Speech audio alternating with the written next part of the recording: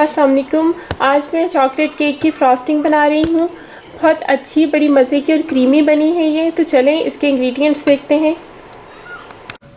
Chocolate frosting बनाने के लिए मैंने हाफ़ कप कोको पाउडर लिया है। ये अनस्वीटेंड कोको पाउडर है। इसको छान लेंगे।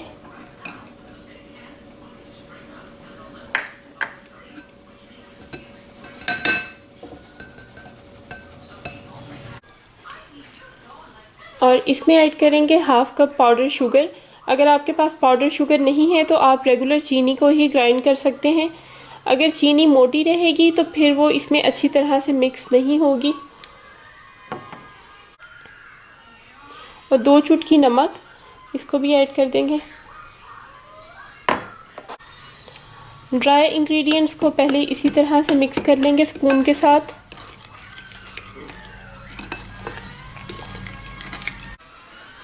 और इसमें ऐड करेंगे 3/4 कप हैवी क्रीम या व्हिप क्रीम, जो भी आप इसको कहते हैं, उसको ऐड कर देंगे।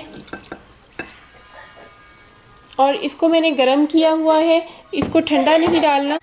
और इसमें ऐड करेंगे ये 5 टेबलस्पून बटर। इसको रूम टेम्परेचर पे होना चाहिए। इसको इस तरह से सॉफ्ट होना चाहिए, ना तो ये हार्ड हो और ना ही बिल्कुल मेल्ट हुआ हुआ हो। इसको भी ऐड कर देंगे।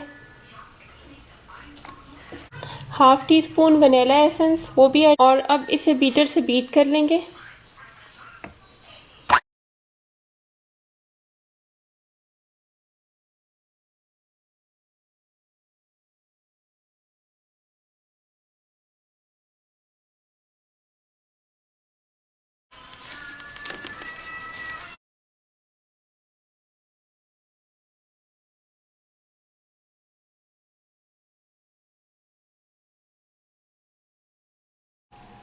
अब एक बार इसे स्पैचुला से मिक्स करके अच्छी तरह से,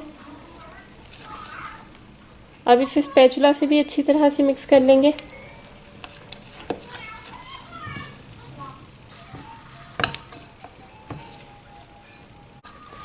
एक 1.5 मिनट तक बीट किया है मैंने इसको उस वक्त तक बीट करना है जब तक कि ये इस तरह से थिक हो जाए।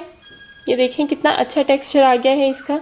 अगर आपके पास बीटर नहीं है तो फिर आप ये इस तरह की विस्क जो है वो यूज़ कर सकते हैं। उससे अच्छी तरह से इसको फेंटते रहें जब तक कि ये थिक हो जाए। या फिर आप ये काम ब्लेंडर में भी कर सकते हैं। ब्लेंडर में इसको अच्छी तरह से ब्लेंड कर लें और उसके बाद यूँ स्पैचुला की मदद से उसमें से निकाल लें।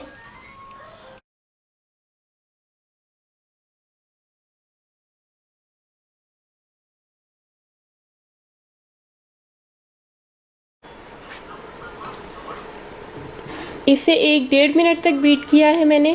उस वक्त तक बीट करना है जब तक कि ये इस तरह से इसका टेक्सचर गाढ़ा हो जाए।